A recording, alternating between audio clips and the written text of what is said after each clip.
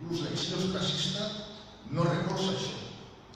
Ho veuen d'aquella forma, no veuen una voluntat dels francesos de restablir les constitucions ni cap cosa d'aquest tipus.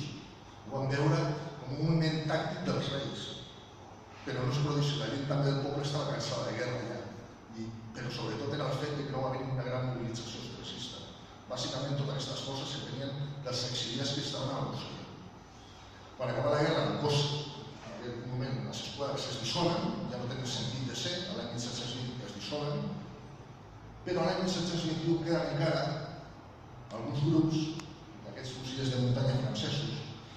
Són fusillers de muntanya francesos i no són sediciosos perquè resulta que anaven d'uniforme, és a dir, tenien patents per Barceló, per exemple, Carrasclet era coronel. Francesc Berry tenia el nomenament de coronel de l'exèrcit francès. Això significava que eren tropes reglades, no eren sediciosos. Però al 1721 la guerra acaba i molta gent es produirà moltes vegades a la història de Catalunya, que és el nacionalisme de retorn. Després d'una guerra hi ha gent que no s'adapta, no torna a la pau. Molts de vosaltres coneixereu a Jesse James. Jesse James era un soldat confederat. Quan va acabar la guerra va dir: jo no estic aquí per la meva granja, jo el meu és assaltar bancs i treure calés ràpids. Nacionalisme de retorn. Això està molt ben estudiat per Hobson i altres historiadors. Llavors es creen, sobretot a la Catalunya interior, Cardona i Valls, que són les esquadres més importants. Per què Valls? Perquè la zona de Prades era el reducte de la família del Barceló, del Carrasclet, on està la majoria d'aquesta gent, i sobretot Cardona és una zona bastant ambigua que agafa la Segarra, els Solsonès, el Berguedà, és una zona muntanyenca i és estratègic. Hi ha un personatge que molta gent sempre s'equivoca, com diu: qui fa fundar els Mossos d'Esquadra? Els Mossos d'Esquadra no va fundar el Pere Antón Messiana. És aquest senyor. Això ha sigut sempre un de les grans, diríem, mentires de la història del nostre cos. És a dir, sempre se'ns ha venut que el Pere Antón Messiana va ser el fundador del cos de Mossos d'Esquadra. També m'ho has explicat, el Pere Antón Messiana era el cap d'una companyia de Valls, però no era el cap de Valls, de l'esquadra de Valls, era Baltasar Martí, que era el patge de Valls, perquè el sosbatge era ell. El que passa que després aquesta família va fer una manipulació històrica, que seria molt llarga d'explicar aquí, per intentar treure's tot el privilegi, perquè aquests eren borbònics, fins a la mèdula, fins al moll de l'os, doncs per intentar agafar-se el personalisme de creació del cos de Mossos d'Esquadra, cosa que no és. A 1729 sí que se'ls anomena el Pere Antón Messiana cap dels Mossos d'Esquadra i de les diferents esquadres que s'han establit al territori. Bàsicament on s'establien les esquadres? Doncs fora de les places fortes, fora de les grans ciutats, perquè les grans ciutats ja estaven l'exèrcit. Llavors, on s'ubicaven? A Betillos, en Camins, a Sant Celoni, a Hostalric, perquè hi havia exèrcit, a Barcelona tampoc, a Mataró tampoc, a Valls, a l'Arbós,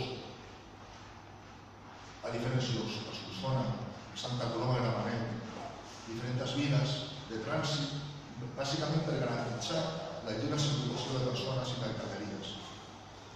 El bandolerisme en aquella època tampoc té un auge molt important, és a dir, és un bandolerisme que trobarem més important al segle XIX, a les guerres carlines, que no en aquella època.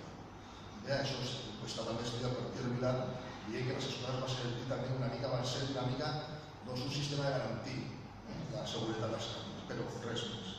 Tampoc la lluita austriacista, que va continuar fins al 1730, fins al 1730 es troben guerrillers austriacistes, però ja no se sap si són guerrillers o són bandolers, perquè clar, després veus quan els agafen i et diuen: se'ls ha trobat 4 bosses plenes d'objectes religiosos que han robat a diferents esglésies. Ja no saps si són austriacistes, si havien estat les barrelles, una nebulosa.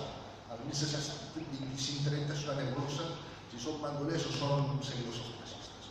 La cosa austriacista ja estava de capa caiguda i tampoc tenia sentit allò de... Passa que s'imbuïen d'aquest món.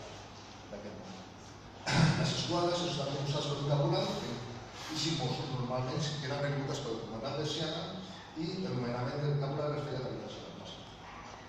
Depenien del capità general que presidia l'òrgan judicial de la Real Audiencia. El seu sou era pagar les pobles de Catalunya mitjançant un impost especial. Cada poble, en funció del nombre d'habitants, tenia que pagar els Mossos d'Esquadra. Eren dotats de armes i municions per part de les esquadres. Per ingressar s'havia de tindre una bona conducta, bàsicament, els primers segurbonis, gran resistència física i manca d'antecedents desfavorables. Es preferia sempre als fills dels Mossos, havien ajudat l'interna brutal, hi ha nissagues, autèntiques nissagues que no segueixes. Aquí en el cos tenim, per exemple, el cas del Soldevila, el seu que ve quasi bé des de finals del segle XVIII i encara són Mossos. Mentre els comandants valencians, moltes altres integrants no tenien, eren civils, en un cos civil que no tenien jurisdicció militar. Els altres integrants són presidents d'albatxils armats.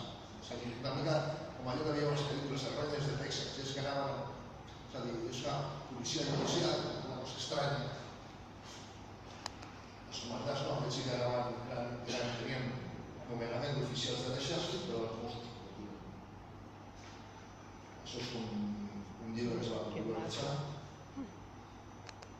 Les campanyes militars, a part de la funció policial, doncs la guerra contra la guerra contra la Convenció Francesa, la guerra del francès. Els Mossos d'Esquadra en la guerra francesa van participar als setges de Girona, van participar als setges de Tarragona, a Mequinensa, a la Bisbal, ens trobem a tot arreu.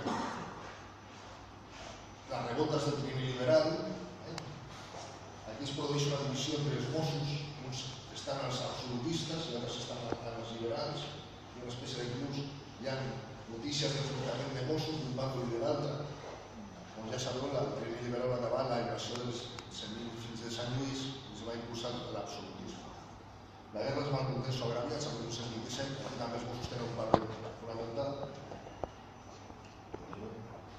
Aquest és l'uniforme que portaven els Mossos a finals del segle XX. Moltes voltes. I quan acaba la guerra del francès, el 1917, el cos de Mossos d'Esquadra deixa de ser un cos civil i es converteix en un cos militar, com és ara la Guàrdia Civil. És un institut armat de naturalesa militar. I se'ls dota un reglament propi. Castellà. Castellà. Perdó? El castellà, el reglament és en castellà. Tots els reglaments militars de guerra estan en castellà. Aquí veureu, això és l'uniforme dels Mossos d'Esquadra que portaven en aquella època, 1815, anaven amb aquest tipus d'uniforme, una arma, dos pistoles, les armes eren de bancarga, això es portaven perquè era per tenir una major potència de foc, penseu que disposar de 3 trets era un gran avantatge. En canvi, generalment les tropes d'infanteria lleugera només portaven un fusell, però clar, els Mossos anaven en grups petits i semblava que tenien una gran potència de foc. La majoria dels enfrontaments no són com a les grans batalles, és enfrontament quasi bé a curta distància. Quan t'enfrontes a grup de bandolers